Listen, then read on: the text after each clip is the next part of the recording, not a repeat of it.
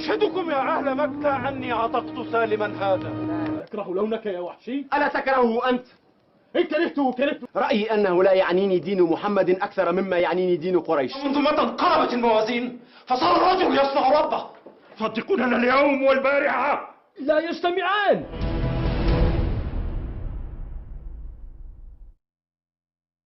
Assalamualaikum warahmatullahi wabarakatuh. Apa kabar saudaraku semuanya? Semoga kita selalu dalam kesehatan, keberkahan, dan nikmat Islam yang diridhoi. Amin ya rabbal alamin. Kembali lagi kita mengulas alur cerita film dari kisah Umar bin Khattab radhiyallahu anhu pada episode keempat. Jangan lupa ya sobat untuk terus mendukung channel ini agar kita sama-sama menghidupkan story perjalanan Rasulullah Shallallahu Alaihi Wasallam. Tanpa berlama-lama, langsung saja kita ke alur ceritanya usai sholawat berikut. Allahumma salli ala nabiyil hashimi Muhammadin wa ala alihi wa sallim taslima. Film diawali dengan para pemuka Quraisy kembali mengadakan musyawarah usai bertemu dengan Abi Thalib yang meminta untuk menghentikan Muhammad di akhir episode sebelumnya. Musyawarah diawali dengan Abu Jahal yang menyalahkan Abi Thalib karena tidak menyerahkan Muhammad dan dia pun menganjurkan untuk melakukan kekerasan. Namun Abu Walid dan Umayyah bin Khalaf tidak sependapat karena seluruh Bani Hashim sangat melindungi Nabi Muhammad. Termasuk juga Umar bin Khattab angkat bicara bahwa mengkonfrontasi Bani Hashim dengan kekerasan itu salah besar. Yang pertama, itu akan malah membuat orang berduyun-duyun mendukungnya. Abi Thalib dan yang lainnya tidak pernah menyatakan mengikuti agamanya Muhammad walau mereka melindunginya. Semua karena rasa persaudaraan. Itu adalah norma yang kau banggakan selama ini wahai kaum Quraisy, kata Umar.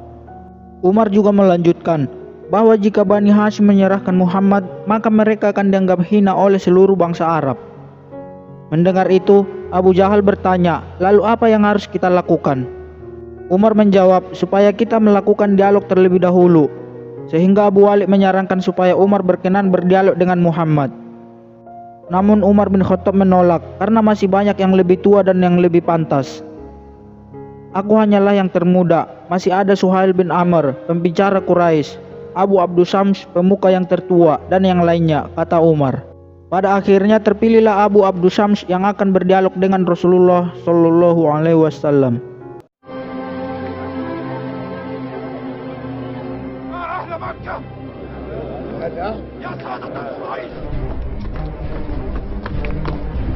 Namun belum usai musyawarah, tiba-tiba terdengar suara Abu Hudzaifah berteriak di luar ruang perkumpulan. Ternyata beliau hanya ingin mengumumkan bahwa budaknya yang bernama Salim ingin dibebaskan dan diangkat menjadi anak sama seperti anak kandungnya sendiri. Mendengar itu, Utbah bin Rabi'ah alias Abu Walid, ayahnya Abu Hudzaifah, langsung meninggalkan tempat itu. Begitu juga dengan Abu Jahal dan yang lainnya.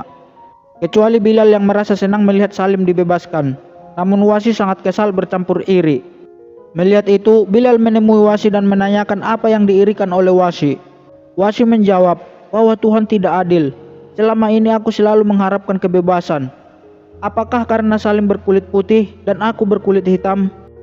Di sini sebenarnya Bilal sudah masuk Islam, namun masih menyembunyikan hingga Bilal bertanya pada Wasi tentang Nabi Muhammad.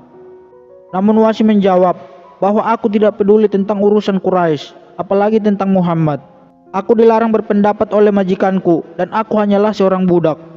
Bilal menyanggah bahwa ajaran Nabi Muhammad bukan hanya untuk petinggi Quraisy, bukan hanya untuk berkulit putih atau berkulit hitam, melainkan untuk seluruh manusia dan semesta alam ini. Lalu Wasi bertanya, apakah jika besok aku mengikuti Muhammad, maka aku bisa dibebaskan dari budak ini? Mendengar itu, Bilal langsung meninggalkan Wasi, karena menurut Bilal, Wasi masih belum mendapat hidayah.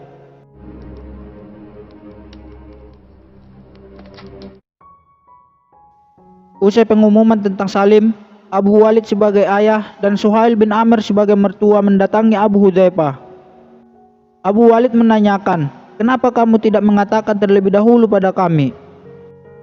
Abu Hudzaifah menjawab bahwa jika aku katakan terlebih dahulu, maka kalian tidak akan setuju aku mengangkat Salim sebagai anak. Dengan terpaksa, Abu Walid memanggil Salim dan mengakuinya sebagai cucu, karena Abu Hudzaifah sudah mengumumkan di hadapan semua penduduk Quraisy. Abu Walid hanya berpesan pada Salim untuk selalu menjaga nama baik keluarga dan terus berada di sisi Abu Hudzaifah. Memang Allah telah memuliakan Salim yang nantinya sebagai penghafal Al-Quran dan dijadikan sebagai andalan penyimpan Al-Quran oleh Rasulullah Shallallahu Alaihi Wasallam.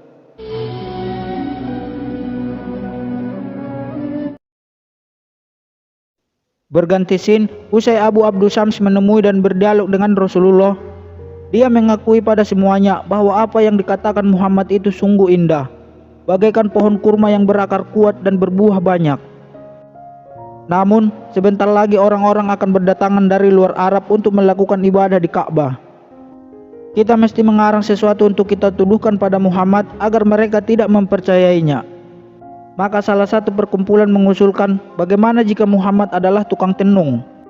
Abu Abdul Syams menyanggah bahwa itu tidak tepat. Kita telah tahu seperti apa tenung itu.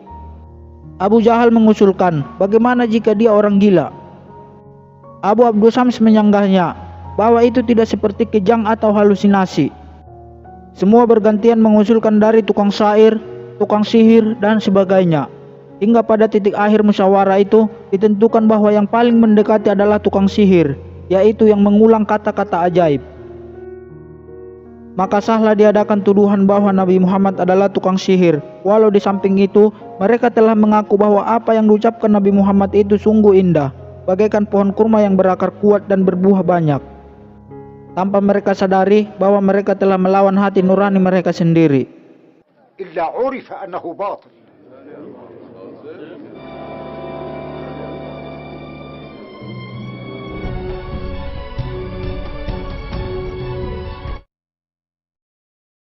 Usai perkumpulan, Abu Walid hendak berkunjung ke rumah Abu Hudzaifah.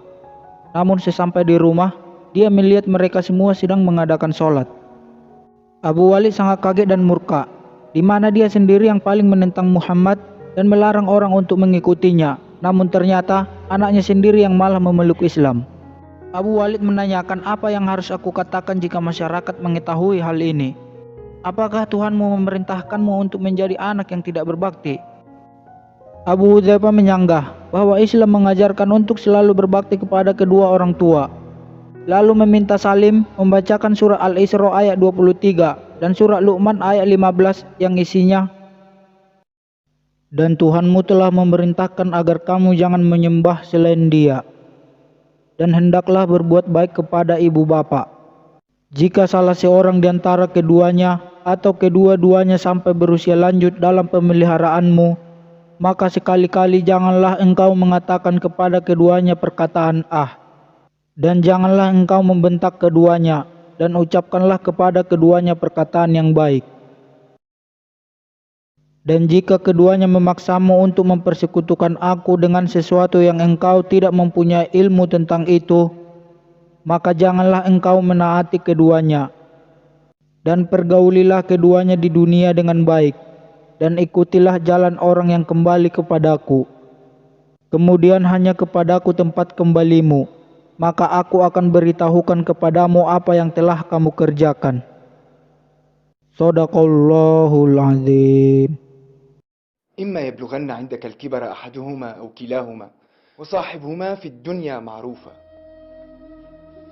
Mendengar itu, Abu Walid sempat terdiam dan takjub, namun egonya langsung memberontak bahwa derajat dia tidak mau disamakan dengan Salim yang hanya seorang budak, sedangkan dirinya adalah bangsawan. Dalam perdebatan, tiba-tiba muncul Suhail bin Amr, Hindun, dan Abu Sofyan. Abu Walid langsung saja memberitahu bahwa Abu Hudzaifah sudah masuk Islam. Mendengar itu, Hindun sangat marah dan murka sebagai adiknya Abu Hudzaifah. Begitu juga Suhail langsung menyuruh anaknya Sahla binti Suhail menceraikan Abu Hudzaifah. Namun Sahla tidak mau dan menyatakan bahwa dia juga sudah memeluk agama Islam. Hindun menyarankan bahwa ini tidak bisa dibiarkan lagi.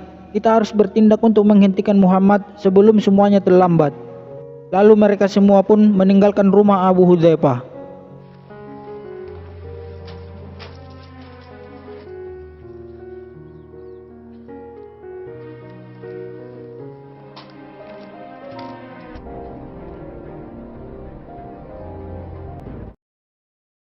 Usai kejadian itu, Suhail bin Amr melakukan pidato pada penduduk luar Arab yang saat itu sedang melaksanakan ibadah di Ka'bah.